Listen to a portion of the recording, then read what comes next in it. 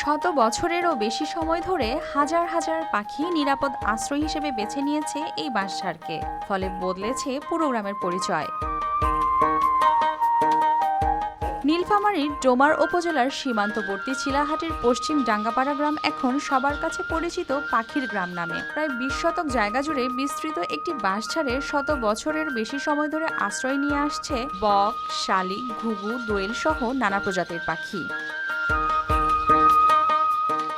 বাঁশঝাড়টির মালিক ৩ ভাই, রফিকুল, মাজিদুল ও আমিনুল ইসলামের দাদার সময় থেকেই এখানে পাখিরা বাসা বাঁধে। তবে আগের তুলনায় এখন পাখির সংখ্যা কমছে। সরকারি সহায়তা পেলে এই প্রাকৃতিক আবাসস্থল আরো বড় পরিসরে সংরক্ষণ করা সম্ভব হবে বলে মনে করেন তারা। ২০০ বছর থেকে এখানে পাখি লালন পালন করে আসতেছি। আমার বাবার দাদর থেকে এ যাবত ৪ ছিঁড়ি চলতেছে পাখি।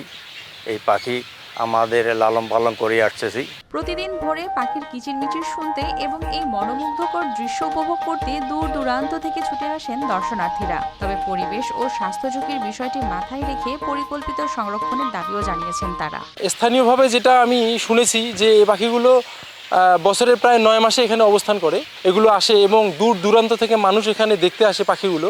আর সেই ক্ষেত্র থেকে এখানে যদি সরকার তরফ থেকে আরও ভালো কোনো উদ্যোগ নেওয়া হয়, বসার জায়গা করা হয়, পাখিগুলো দেখার জন্য একটু ভালো মতো আরও সুযোগ সৃষ্টি করা হয়, এই ক্ষেত্রে খুব ভালো হয় আর কি। এদিকে উপজেলা নির্বাহী কর্মকর্তাও দিয়েছেন সর্বাত্মক সহায়তার আশ্বাস। আমার লোক ওখানে গিয়েছিল, তো ওটা পরিদর্শন করা হয়েছে।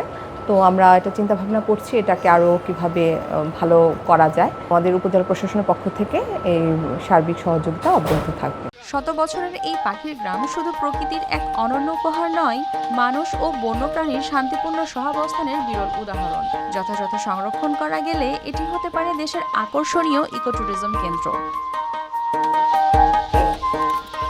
News desk, RTV।